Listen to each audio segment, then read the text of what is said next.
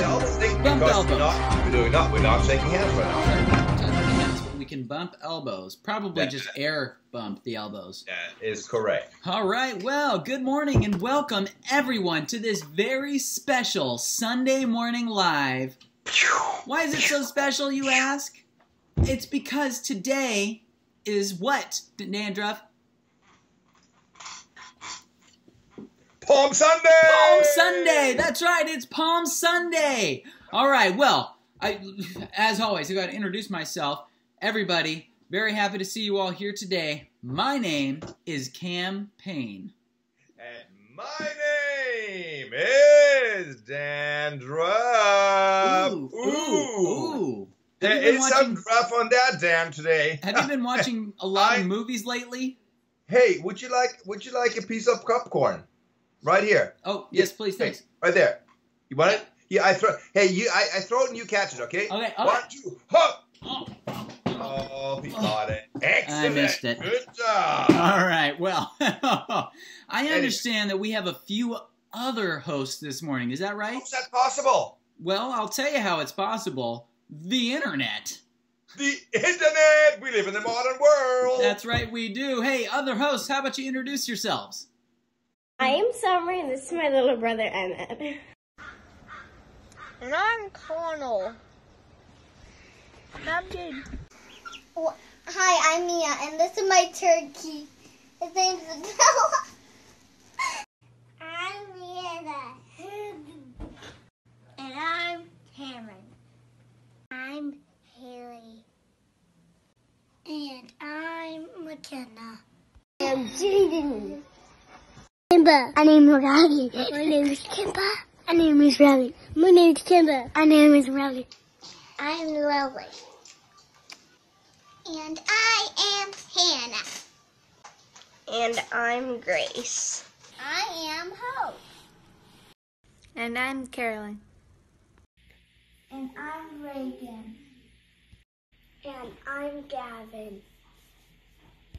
And I'm Brooklyn. And I'm Addie.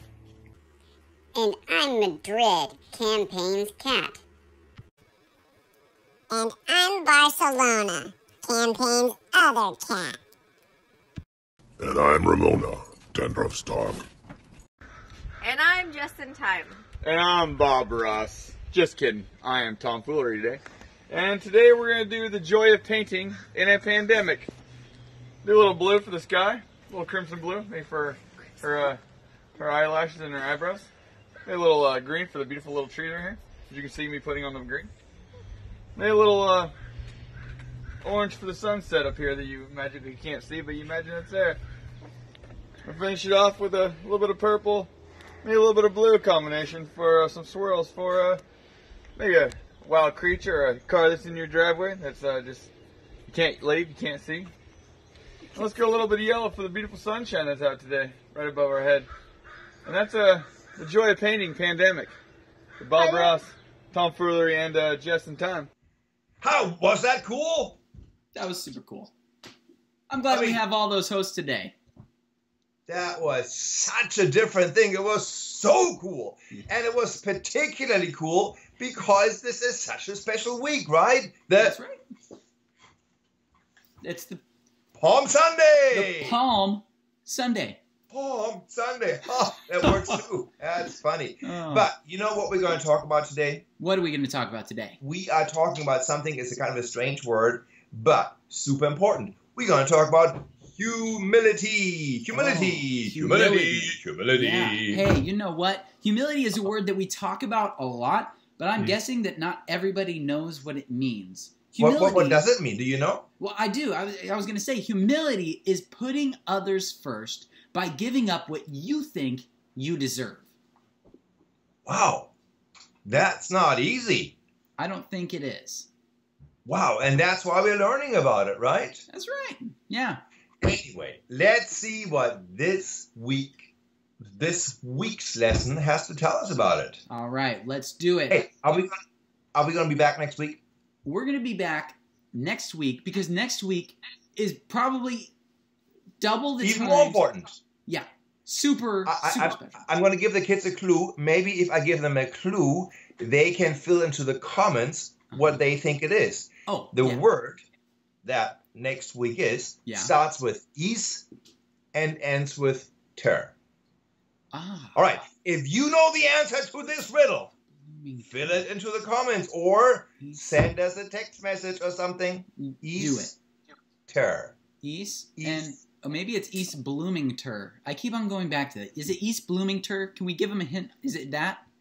No, I think we're just going to leave it with that hint, and they can figure it out. That because the sounds kids are just a little bit smarter than you. Well, I knew that. I knew that. All right. Well, kids, you figure it out. Have your parents put a comment on the Facebook post, and we will see you all on that special day next Sunday. That starts with East and ends with? Ter. That's right. All right. Hey, I'll see you later. Hey, let's do an air fist bump. Air fist bump, ready? Boom. Boom. And it blows up and it goes blow. All right. Bye.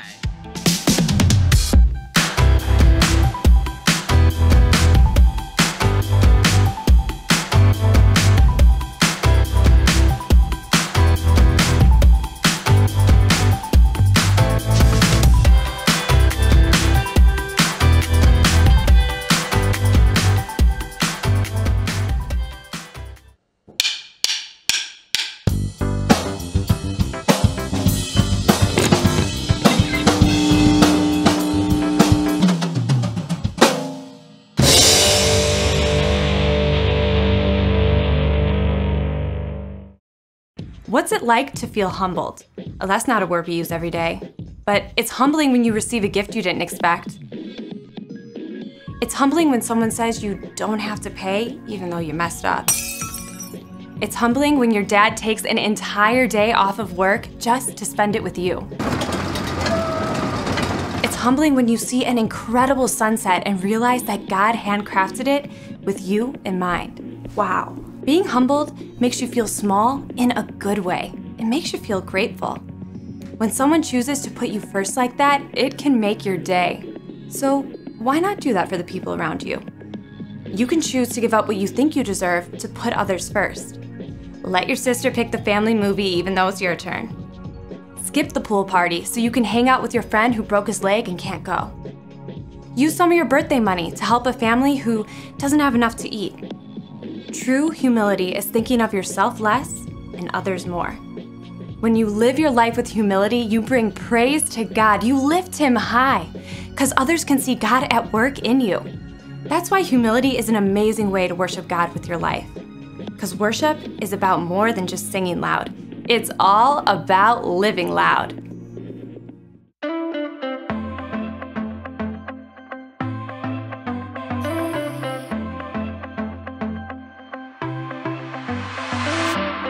Everywhere that I go, you're there with me.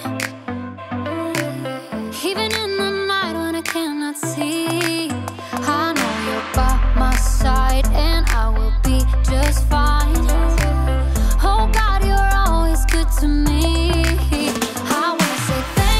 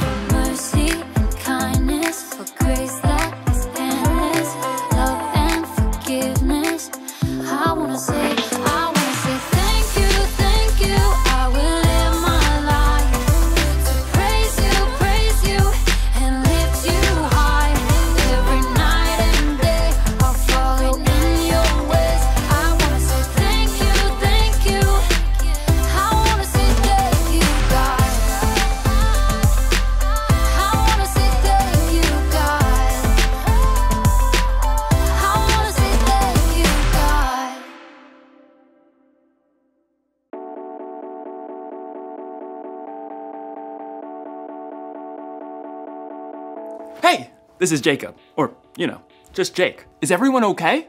There was like an earthquake or something in my room. I didn't feel it when I was outside my room, but then when I came in the room, everything was turned upside down.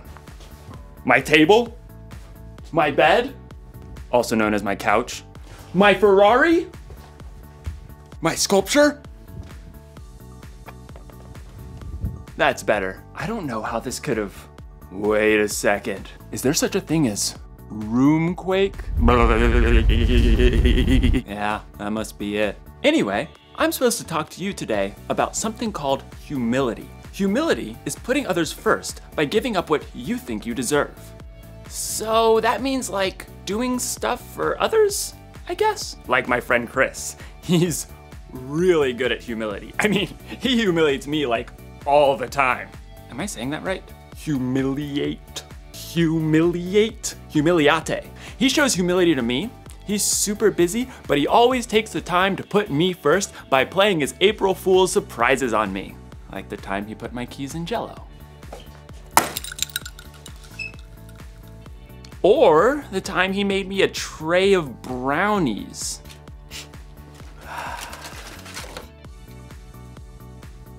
Brownies. And who can forget the old unscrew the top off the salt surprise? Chris is a funny guy.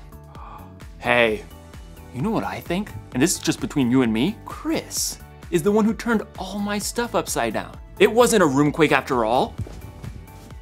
This must have taken a really long time. I mean, he turned all my stuff upside down.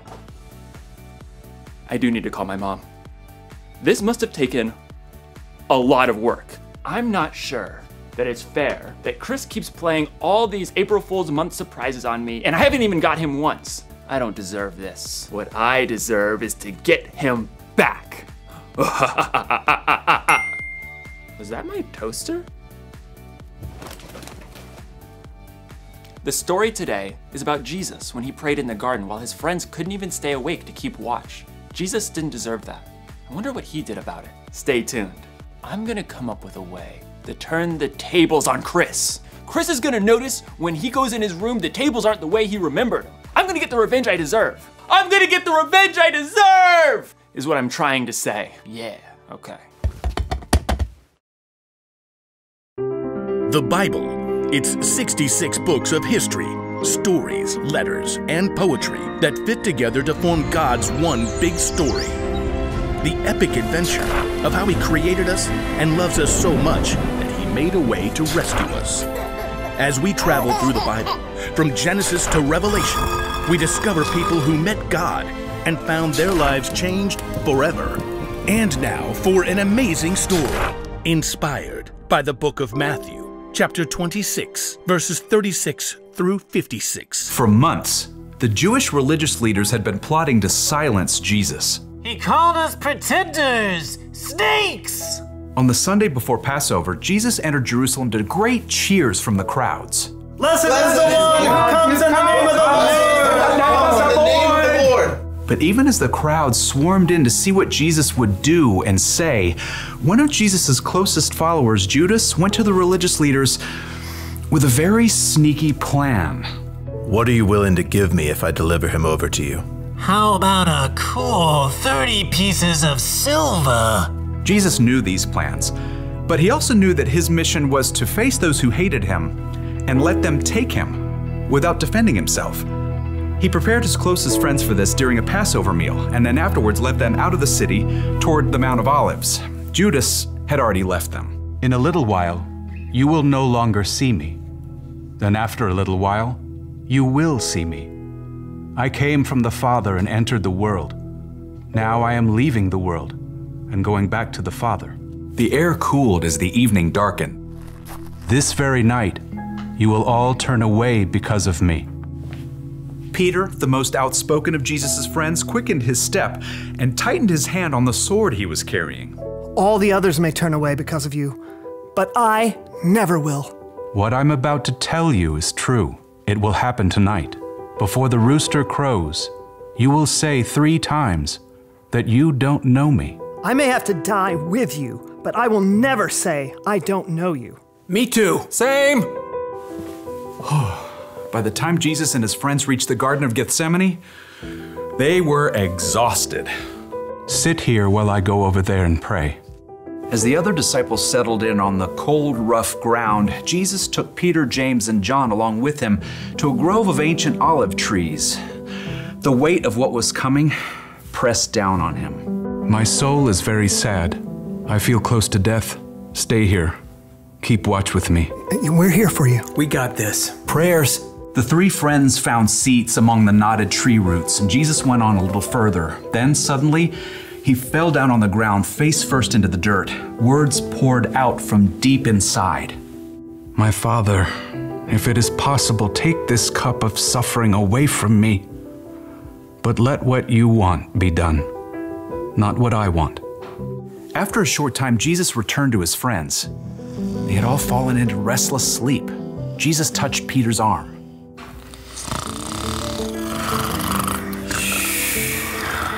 What? Huh? We're just praying. Couldn't you men keep watch with me for 1 hour? Watch and pray. Then you won't fall into sin when you are tempted. The spirit is willing, but the body is weak. We'll stay awake this time. Got you covered. Again, Jesus threw himself down to pray. His pain was so deep, blood and sweat beaded on his forehead. My Father, is it possible for this cup to be taken away? But if I must drink it, may what you want be done. Jesus returned to his friends once more, to find them still sleeping. The agony in his spirit forced Jesus to lay his heart out to God once more. He prayed the desperate words again, begging God to take away what was coming, and at the same time, revealing his complete trust in God's plan. Let what you want be done, not what I want. At last, Jesus knew the time had come. He returned to find Peter, James, and John buried deep in sleep. Beyond them, his other followers slept too. Are you still sleeping and resting? The disciples struggled through a fog of sleep, blinking and yawning. Below them, torchlight showed an angry mob climbing up the hill. The men were waving swords and clubs, shouting as they came. Look, the hour has come. The Son of Man is about to be handed over to sinners. Get up, let us go. Here comes the one who is handing me over to them. Jesus' friends staggered to their feet, and Peter clutched his sword. As the mob marched closer, they could see the man in front of the mob. It was their friend Judas. Judas? What are you doing? The mob had been sent by the Jewish religious leaders. Judas had already explained to them that he would greet Jesus with a kiss, so they would know exactly which man to arrest. Greetings, teacher. Judas ignored the other disciples and went directly to Jesus, kissing him on the cheek in greeting. Jesus drew back and looked Judas directly in the face.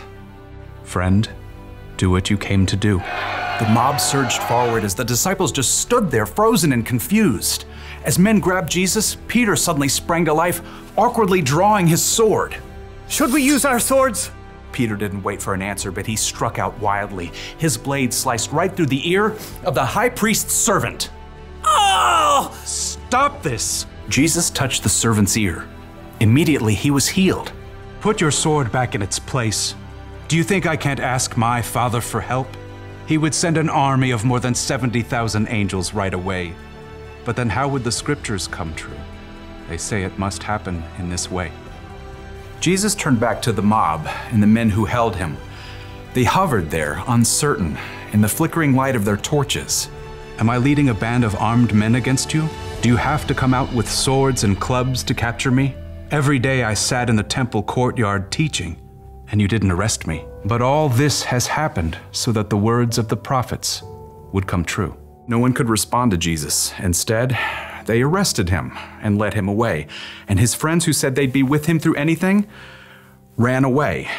Jesus made the choice that would bring life to everyone, but that would cost him everything.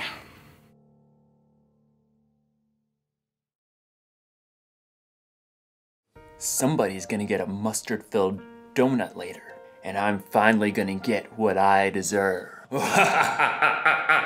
Hey, Did you know that Jesus didn't deserve all that stuff that happened to him? Like when his friends ditched him when he needed them? And when those people arrested Jesus even though he never did anything he wasn't supposed to? And then, when he was put on that cross, I mean, what? Jesus could like calm a storm with his hand and bring dead people back to life. Why do you let all that bad stuff happen to him? Turns out, it was all a part of the plan. When God created the world a whole bunch of years ago, he knew people were gonna need help if they were gonna have a relationship with him. So, he told people he was sending someone who would have to pay for all the stuff they did wrong. And that someone was Jesus. But it's not like Jesus wanted to go through all that bad stuff. In the garden, he was like, God, any chance there's a different way to save the world and stuff? But then Jesus was like, it's not about what I want, God, because what you want is better. So, what did Jesus do to his friends in the garden who let him down? He put them first. And what did Jesus do to those people who arrested him for no reason? He put them first. And what did Jesus do for you, me, and the whole world? He put us first. It's kind of an upside down way of doing things. Putting somebody else first for no reason when they don't earn it or when they may not even deserve it. I bet we can put people first like Jesus did. You know, we could let someone else pick what restaurant to go to or what video game to play. We could give up our place in line sometimes. Or when someone surprises us by turning our room upside down, we could choose to not get even. So, here's the one thing I learned today. Put others first. It's not about what we deserve. It's not about what we want. What God wants is better. So, April Fool's month or not, I'm gonna put people first. And Chris, if you're watching, keep the surprises coming. But I won't be taking my revenge. I'll just be sitting here, getting what I truly deserve. A delicious mustard-filled donut. Ah, that's some good stuff right there. That's some good mustard. See you next time.